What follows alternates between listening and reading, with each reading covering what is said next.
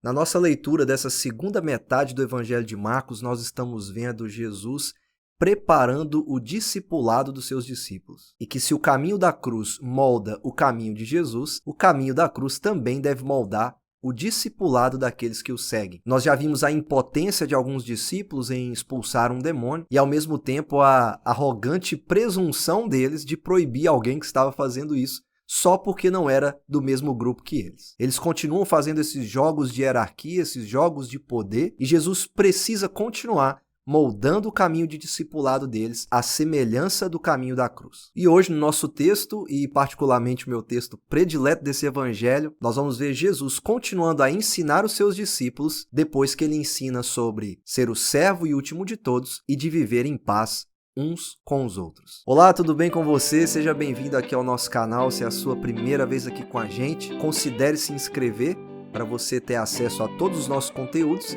e poder ler Marcos aqui comigo. E como sempre, é muito importante que você pause o vídeo nesse momento e leia o texto que está em Marcos do capítulo 10, do versículo 1 até o versículo 31. Pause esse vídeo, leia o texto, tira um tempo de oração e também de estudo, grifando e destacando aquelas frases ou palavras que chamem a sua atenção, faça perguntas e tente respondê-las. Depois que você fizer tudo isso, volta aqui para a gente poder ler a Bíblia juntos. O texto de hoje ele é muito interessante porque Jesus vai lidar com alguns assuntos que a gente pensa que não tem nada a ver com o caminho do discipulado, ao mesmo tempo que a gente tem aqueles textos bem famosos de Jesus com as crianças e também de Jesus com o jovem rico. Mas em todos esses encontros e incidentes, Jesus está preocupado em ensinar os seus discípulos sobre o caminho da cruz. Eles estão com uma séria dificuldade de entender, eles não querem que a cruz molde o seu caminho, mas Jesus tem ensinado a eles que se ele precisa sofrer e morrer, os seus discípulos também precisam ser moldados por esse modo de vida, que é também o sofrimento e a morte, que é tomar a cruz de Cristo e segui-lo por esse caminho, que envolve sim sofrimentos, mas que vai em direção a uma glória eterna. E os discípulos eles estão sempre fazendo esses jogos de poder, e no capítulo 10 nós vamos retornar a esse tipo de atitude por parte deles. Nós saímos de uma quando João e os demais estão proibindo um homem de expulsar demônios, e ele fazia isso em nome de Jesus, e Jesus os proíbe, dizendo para que não o impeçam. Essa foi a nossa última leitura, e ali nós aprendemos o quão importante é servir e ser o último, e também viver em paz uns com os outros. E hoje, no nosso texto aqui no capítulo 10, nós vamos ver Jesus tocar em um assunto muito importante para o discipulado, aonde também ele vai trazer novamente o propósito de sua vinda, quando nós nos aproximamos da terceira e última predição a respeito dos sofrimentos, morte e ressurreição de Jesus. E o que Jesus vai tratar aqui com seus discípulos diz respeito àquilo que ele veio resolver. Se os discípulos não estão conseguindo servir e ser o último de todos, e nem viver em paz uns com os outros, é porque existe um problema mais profundo do que apenas as suas ações, as suas atitudes. Existe algo que está movendo o desejo deles por poder, o desejo deles por querer impedir os outros só porque não fazem parte do seu grupo. E esse problema é um problema que tem aparecido no Evangelho de Marcos desde o início, que é a dureza de coração. E hoje no capítulo 10 nós vamos ver Jesus ensinando sobre a dureza de coração e o perigo de ter um coração endurecido. E o texto todo vai levar a gente a ver que a dureza de coração torna impossível entrar no reino de Deus, a menos que Deus intervenha para torná-lo possível. Nós vamos caminhar aqui nesse problema da dureza de coração e como Jesus vai resolver esse problema e como Deus pode tornar possível aquilo que para nós é impossível. Nós vamos caminhar por esse texto dividindo ele em 3 partes. A primeira parte vai do versículo 1 até o versículo 12 e nós vamos ver Jesus alertando sobre o perigo de um coração endurecido. Quando você chega no capítulo 10 de Marcos e você olha para sua Bíblia e vê um título como a questão do divórcio ou sobre o divórcio, a primeira coisa que a gente faz é pensar por que Jesus vai falar sobre isso em um contexto onde ele ensina sobre discipulado, lembrando que esse assunto surge por causa de um teste que os fariseus fazem. Vamos lembrar que os fariseus estão sempre presentes para tentar pegar Jesus em algum erro teológico, moral, para que eles tenham algum motivo para acusá-lo e assim prendê-lo e condená-lo. Mas o interessante é que à medida que a gente caminha pelo capítulo 10, a primeira coisa que a gente pode perceber é que Jesus está fazendo exatamente aquilo que ele já tem feito em todo o Evangelho. Ele está ensinando. Marcos dá esse destaque no primeiro versículo, e ele diz que ele estava ensinando segundo o seu costume. Então Jesus continua o seu ministério de ensino, lembrando que essa é a sua prioridade no ministério.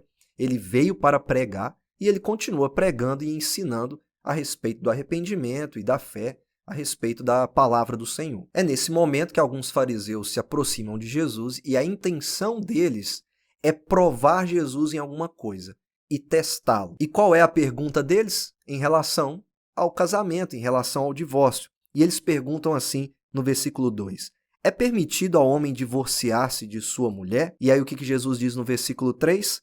O que Moisés lhes ordenou? Jesus ele é muito inteligente, muito sábio. Eles estão querendo pegar Jesus em alguma coisa exatamente para poder prová-lo de acordo com a lei.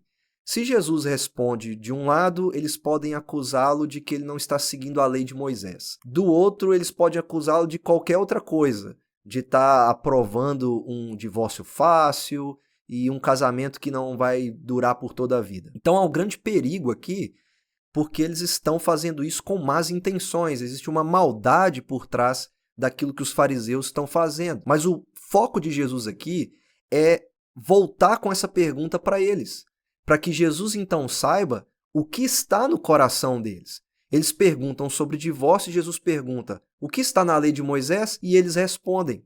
E ao responder, eles retornam exatamente a um ponto da lei de Deus, aonde Moisés, sim, permite que seja dada carta de divórcio à mulher, à sua mulher. Mas o ponto de Jesus aqui é que Jesus não quer que eles retornem a esse ponto da lei. No versículo 4, os fariseus eles retornam a Deuteronômio capítulo 24, aonde eles dizem: Moisés permitiu que o homem lhe desse uma certidão de divórcio e a mandasse embora. E aí, a contrarresposta de Jesus no versículo 5 é: Moisés escreveu essa lei, mas o ponto de Jesus é por causa da dureza de coração de vocês. Para Jesus, o grande problema aqui é a dureza de coração. E aí eu te pergunto, o que isso tem a ver com o nosso último vídeo, com o nosso último texto? Se Jesus estava ensinando sobre ser o servo e o último e viver em paz uns com os outros, essa vida de serviço e de paz ela começa exatamente naquilo que é mais pessoal em nossa vida, que é a nossa vida familiar, a nossa vida com o nosso cônjuge. Jesus se importa com o discipulado não só do lado de fora, com aquele discipulado que tem pregação, que eles estão expulsando demônios, estão cheios de autoridade. Jesus também se preocupa com esse discipulado que é vivido em sua vida diária. E nós continuamos nesse tema de que, à medida que os discípulos vão sendo moldados pelo caminho da cruz, eles vão vivendo de uma maneira diferente em relação aos outros. Por isso, aquilo que os fariseus esperam de um divórcio fácil, de um casamento fácil, Jesus dá a eles a verdadeira ética para o casamento, que não está fundamentada em Deuteronômio 24, mas Jesus retorna para Gênesis capítulo 2. É interessante que quando a gente quer trazer algum tipo de aval às nossas atitudes, a gente vai buscar as coisas que dão aprovação para aquilo que eu quero. Então eles queriam um divórcio fácil, eles voltam para o quê? Para essa permissão, para essa exceção, porque foi dado a eles por causa da dureza de coração.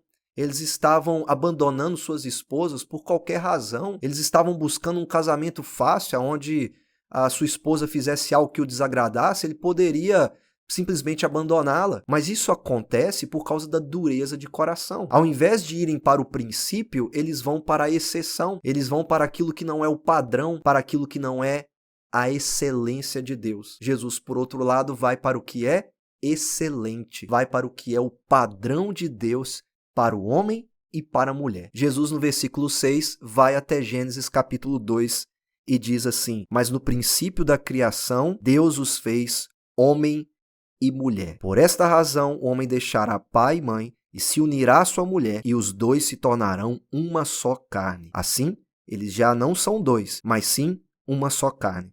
Portanto, o que Deus uniu, ninguém os separe. Jesus não volta a Deuteronômio 24, mas Jesus volta ao princípio da criação. Antes da queda, antes do pecado, aonde Deus estabelece o seu padrão para o homem e o seu padrão para a mulher, aonde os dois devem deixar pai e mãe, unir-se um ao outro e assim se tornar uma só carne. E nada pode separá-los. Jesus não vai até a exceção, Jesus não vai até aquilo que poderia dar a eles a oportunidade de fazer o que quiser, porque eles estão fazendo tudo errado, na verdade. A dureza de coração faz eles interpretarem a lei fazendo com que eles façam o que bem entender. Mas o que Jesus vai aqui é exatamente para o padrão de excelência, para o princípio da criação, antes da queda, antes do pecado. E ele fala, olha, esse é o padrão de Deus, que a mulher com quem você se casou seja mulher até o fim de sua vida. Jesus estabelece aqui um padrão ético e moral para o casamento muito importante para a vida de discipulado, pois se no jardim Adão e Eva estavam nus e não se envergonhavam e existia harmonia entre eles, e depois da queda você já vê a vergonha que eles sentem por causa de sua nudez, e aí já não existe mais a harmonia, mas o medo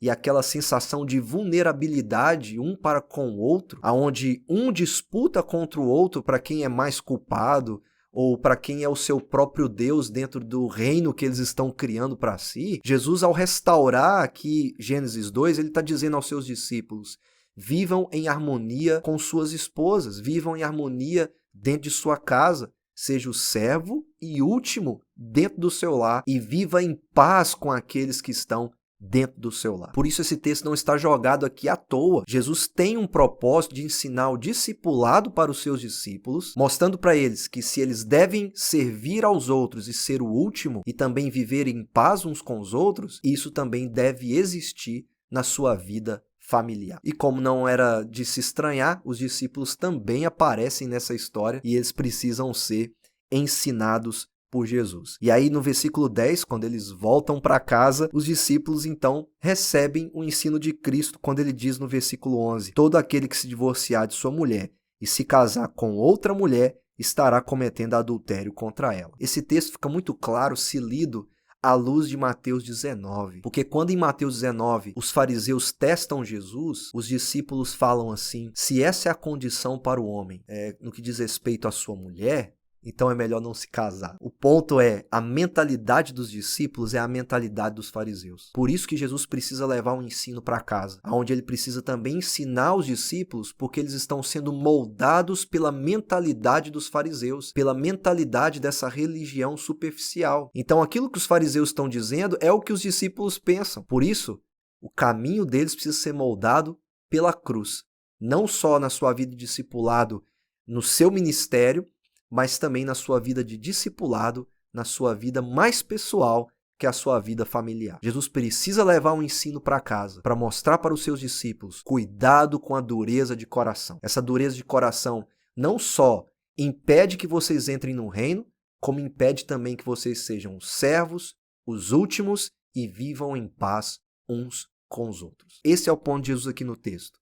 Cuidado com a dureza de coração. O que Jesus precisa fazer então? Jesus precisa ensinar que tipo de coração eles precisam ter. E para isso, do versículo 13 até o versículo 16, Jesus toma novamente uma criança e ensina para eles a necessidade de um coração humilde. Jesus já recebeu algumas crianças aqui no texto do Evangelho de Marcos, no capítulo 9. Nós já vimos esse texto aqui. E naquele momento ele não falou nada sobre a entrada do reino, mas ele falou sobre receber aquela criança, está o recebendo, no sentido de humilhação, de serviço, de ser o último. Quando Jesus pega a pessoa que tem menos status na sociedade aqui nesse momento, né, na Palestina, onde Jesus vivia, então é sim uma atitude radical de Jesus, de humilhação, quando ele recebe mais uma vez uma criança e diz para os seus discípulos, olhe para ela e agora ele vai dizer, seja como esta criança. Agora Jesus não fala sobre recebê-la, mas sobre receber o reino como uma criança. Presta bastante atenção na maneira como Jesus fala para os seus discípulos no versículo 14. Deixem vir a mim as crianças, não as impeçam, pois o reino de Deus pertence aos que são semelhantes a elas. E aí no versículo 15 Jesus continua dizendo, quem não receber o reino de Deus como uma criança, nunca entrará nele. A primeira coisa que as pessoas pensam quando Jesus fala de ser como uma criança, a maioria das pessoas comete o erro de pensar na inocência de uma criança. Agora preste muita atenção. Tome cuidado para você não pensar na inocência da criança como se ela fosse isenta de falhas ou de pecados. Crianças são pecadoras. E você pode estar se assustando agora com isso, por talvez pensar que toda criança é inocente, mas não é. Eu sou pai de 2 filhos e eu sei muito bem que crianças falham, crianças mentem, crianças escondem as coisas de nós. Uma vez eu peguei a minha filha comendo sal escondida. Ela ia até a cozinha, molhava a ponta do dedo e comia sal. Ela era novinha. E eu pensava assim, quem ensinou essa menina a fazer isso? E ela fazia escondido, porque ela sabia que se eu pegasse ela, eu ia chamar a atenção dela, de que ela não pode comer sal puro. Agora, quem ensinou isso pra ela? Se ela ainda nem havia saído de casa, nem havia ainda frequentado uma escola. Crianças são pecadoras, elas precisam de redenção. Então Jesus não está falando sobre inocência, mas há algo nas crianças que é comum em quase todas elas: o seu coração humilde, dependente e o seu coração, vamos dizer também, simples. Criança se satisfaz com coisas pequenas. Eu lembro do meu filho, eu tenho uma tia que faleceu, ela era deficiente e ela tinha alguns brinquedinhos, e os brinquedos da minha tia eram frascos de desodorante vazio. Sabe aquelas bolinhas do desodorante Rolon? E ela brincava com aquilo e com caneca de plástico.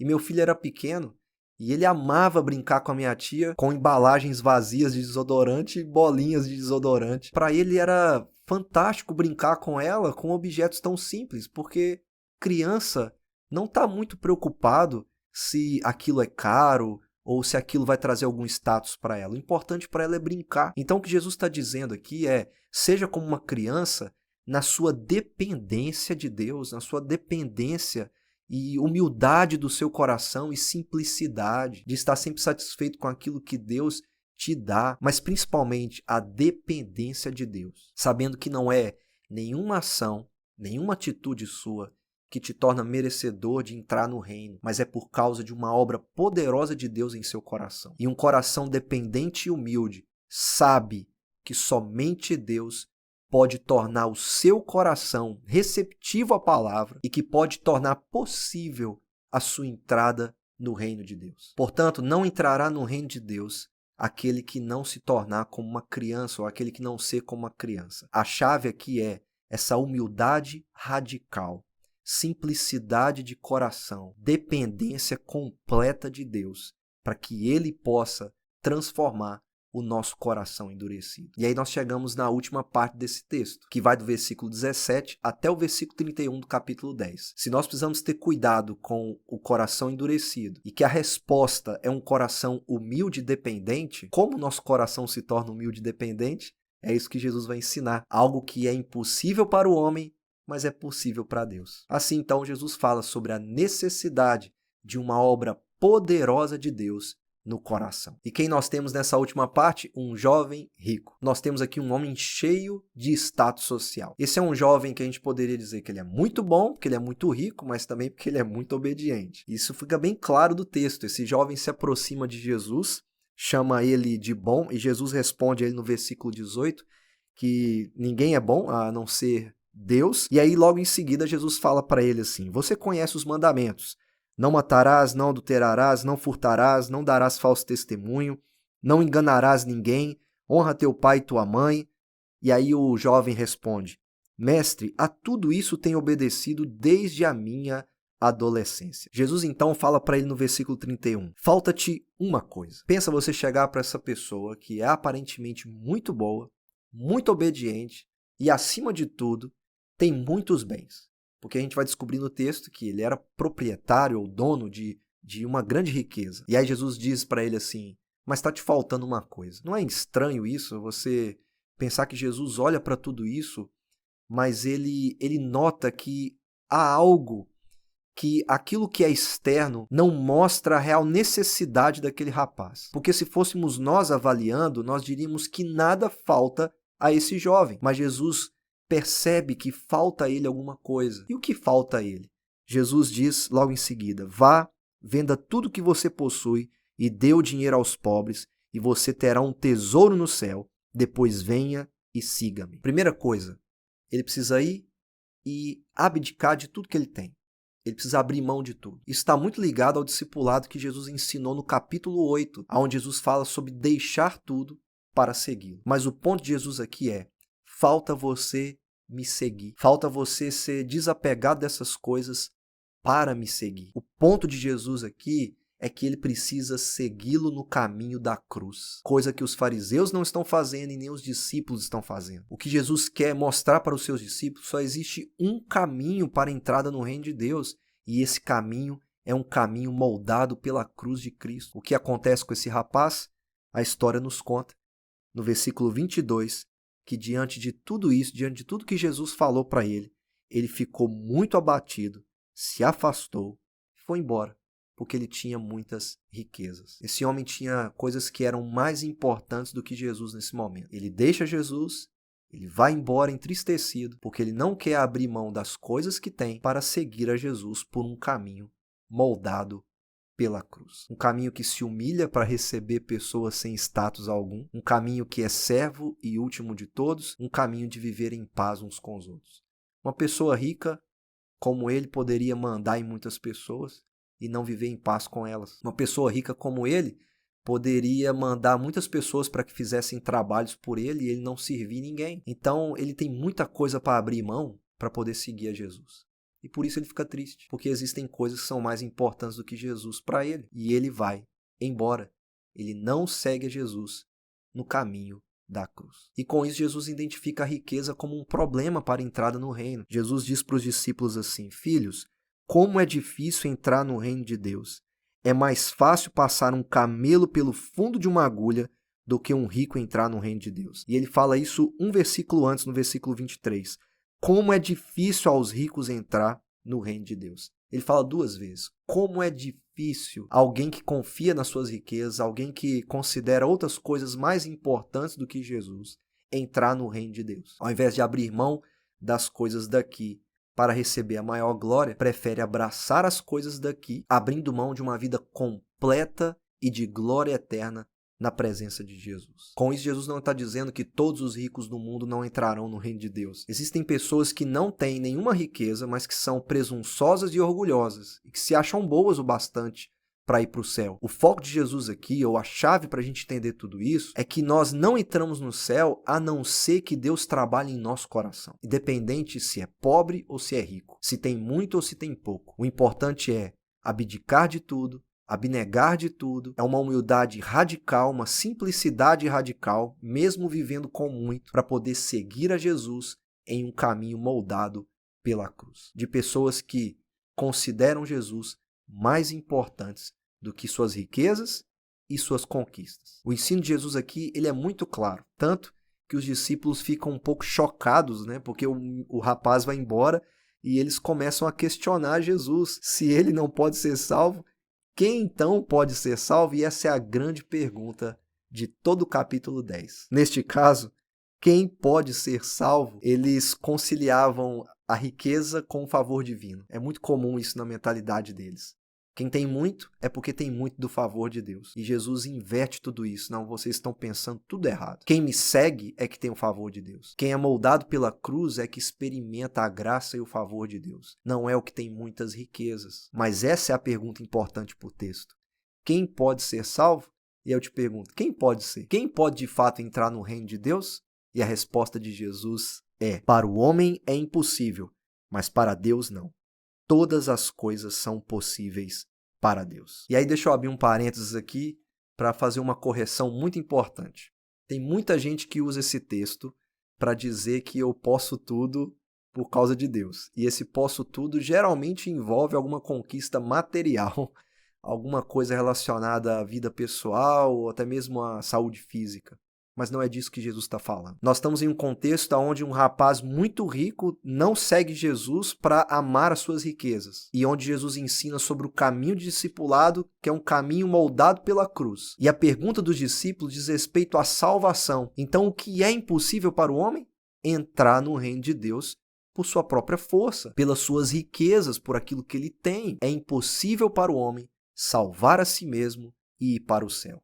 Mas para Deus é possível. E como essa possibilidade existe, nós vamos ver no próximo texto, quando Jesus vai falar sobre o seu próprio caminho da cruz, onde ele vai repetir sobre os seus sofrimentos, morte e ressurreição. E o que nós vamos aprender é que essa entrada no reino, essa salvação, só é possível porque alguém apagou em nosso lugar e alguém recebeu a punição dos nossos pecados em nosso lugar. E essa pessoa é o Senhor Jesus, que está sempre pronto a servir, a ser o último, para que nós possamos viver em paz com Deus e também em paz uns com os outros. Mas o texto aqui, ele é muito importante para a gente entender.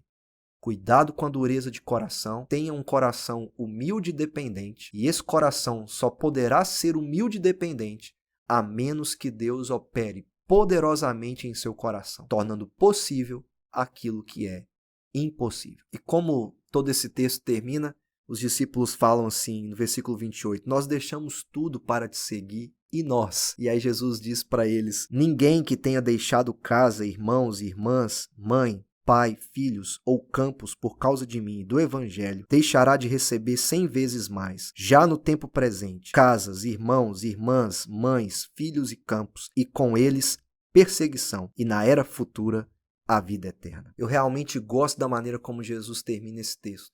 Os discípulos olham para ele e falam assim, mas nós deixamos tudo, nós não fizemos como esse jovem, a gente nem tinha muita coisa para deixar. Alguns, é claro, deixaram seus trabalhos, sua família, para poder seguir a Cristo. E aí a resposta de Jesus é, mas isso vai valer a pena no final, porque vocês vão receber agora e na vida que está por vir. Na vida que está por vir, a vida eterna, a glória eterna. E agora ele diz, ninguém que tenha deixado tudo, seja bens materiais como casas e campos, ou sejam pessoas como pai, mãe, irmão, irmã, não receberá 100 vezes mais. Com isso Jesus não está dizendo, se você deixar sua casa ou entregar sua casa como oferta para alguém, você vai receber 100 em troca.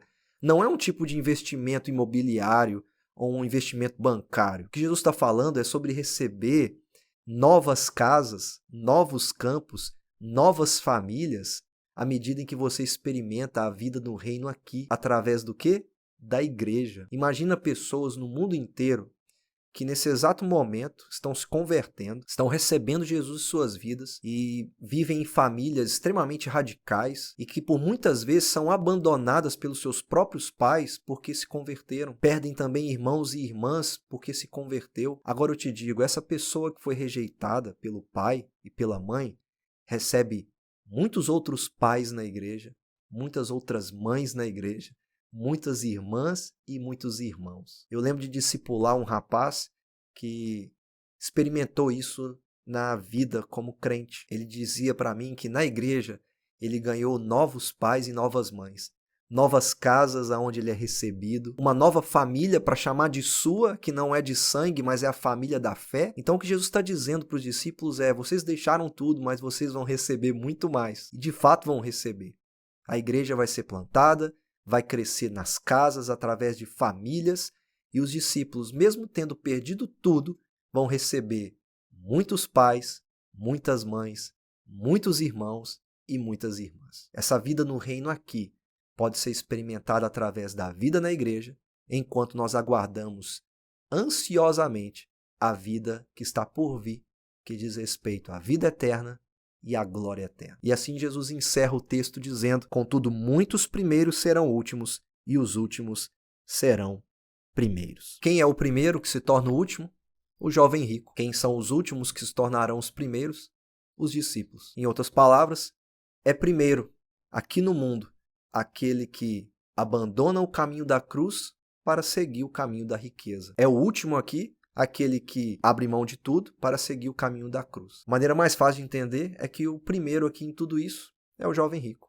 E os últimos são aqueles que seguem o caminho da cruz e que são moldados pelo discipulado de Jesus. Jesus então nos alertou sobre o perigo do coração endurecido e como esse coração endurecido não permite que a gente entre no reino de Deus, mas também que não seja o servo e último e viva em paz uns com os outros, até mesmo dentro do nosso lar. E a resposta para o coração endurecido é um coração humilde e dependente, e também que essa dependência e humildade no coração só pode existir a menos que Deus trabalhe poderosamente em nós. E em tudo isso, os discípulos podem até serem os últimos, porque seguiram o caminho da cruz. Mas na vida que está por vir, eles serão os primeiros, porque receberão o maior prêmio de todos, que não é uma riqueza ou outra que nós acumulamos aqui. E parece que hoje em dia é até muito fácil ficar rico, pelo menos para alguns, mas é receber a maior riqueza de todas, que é a vida eterna